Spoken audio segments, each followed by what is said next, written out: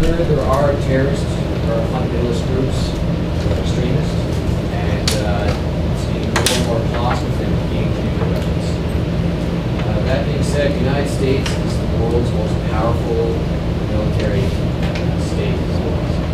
And, are you suggesting that with all these threats, America is best served? You're talking about pulling out of Afghanistan, but America is regulating / helping to keep security probably one of the most national threats hotbed areas. It seems like to be suggested that America staying in Afghanistan makes the world safer. You're saying America pulling out will make it safer.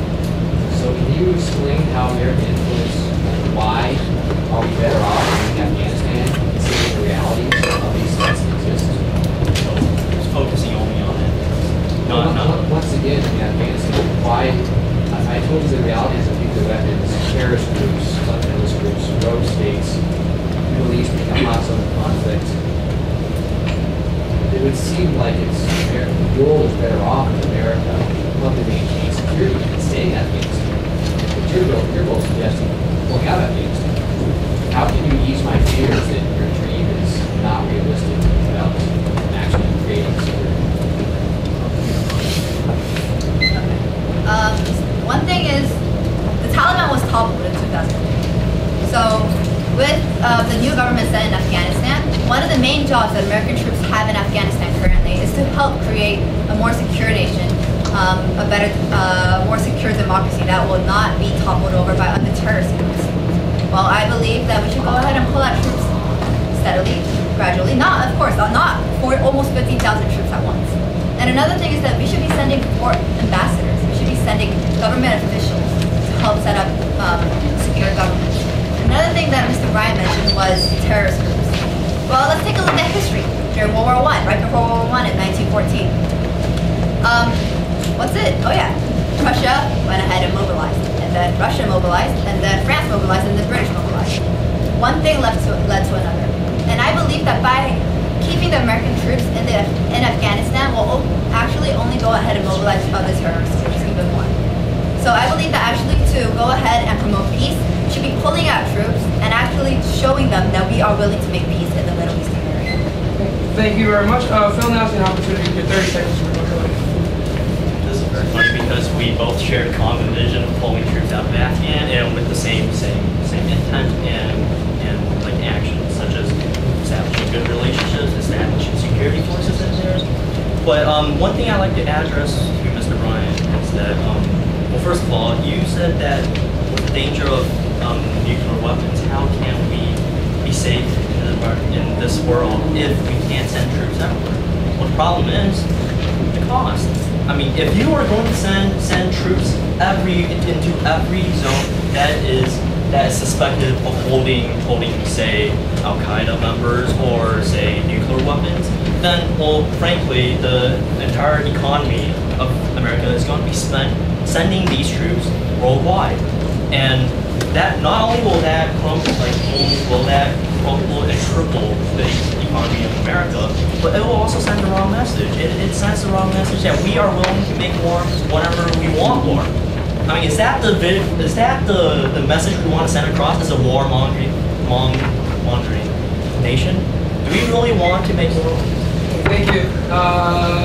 Candidates, you're up 30 seconds. Go ahead. Anything else you want to address? For 30 seconds, go ahead. I actually like to support Philip's stance because one thing is that we all belong in the Democratic Party. We should not be having such great drifts from each other's stances. And I would like to support Philip because both of us are agreeing upon the same thing, that we should be pulling out of Afghanistan. So, I'd just like to ask one question. Who let this Republican do? okay, all right. Let's move forward. Last question for the day. I'll give Phil the chance National Convention here. It will give the chance for you to answer this question. This will be the last question that will be answered today. And my question is this: per se, one of you two is elected to become not only the nominee for your party, but also become the president of the United States. In 4 years, where do you see the country? We all know that politicians make many promises, and very unlikely that promises can be fulfilled. But can you tell your constituents, your parties, realistically, where do you see the country in 4 years under your leadership?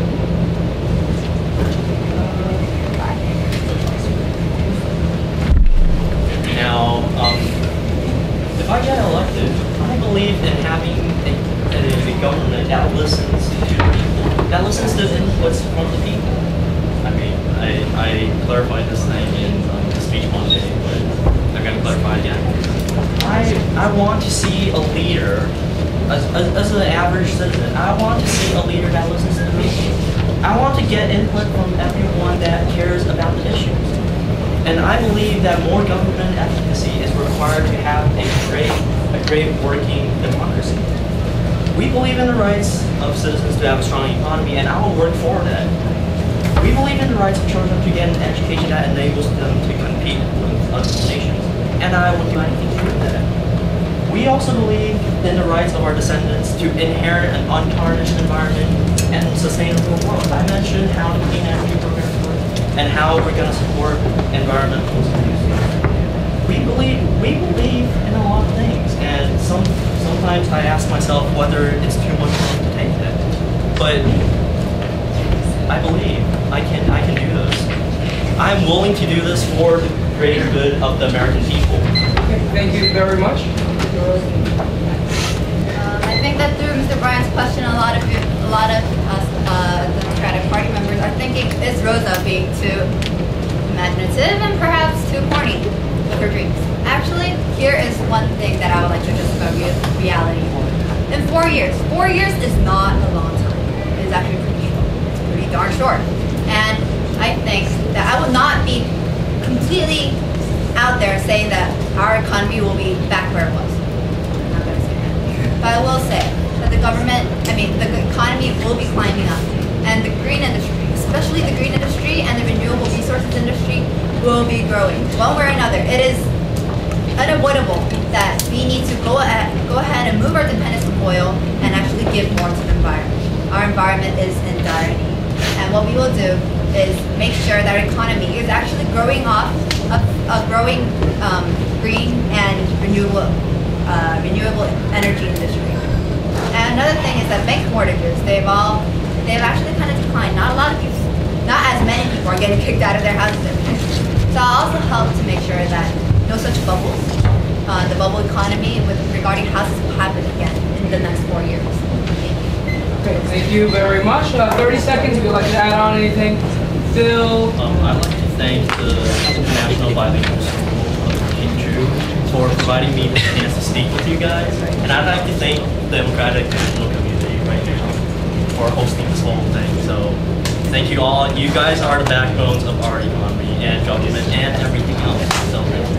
Okay, and Rosa, your 30 seconds. Okay. One thing is that please vote for not only the person that you think is good at speaking, perhaps, or even a person that will make you laugh, like Philip does. But another thing is that please make sure to vote for someone that will go ahead and go against the Republican nominee. This is not only in the Democratic Convention, we will be going against the rival party, and that's the Republicans with their elements. So please vote for who you think is correct. And also, I would also like to thank all of you for attending this speech and debate thing. And please vote for Rosa Campbell. Thank you. Thank you. Okay.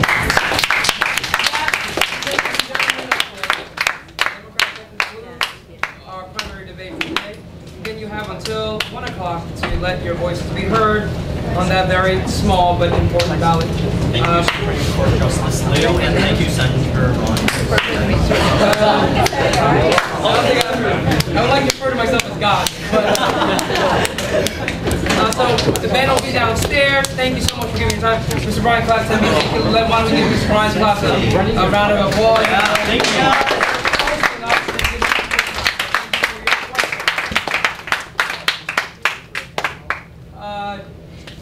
I'm not going to allow for the town hall forum, Mr. Bryan, because,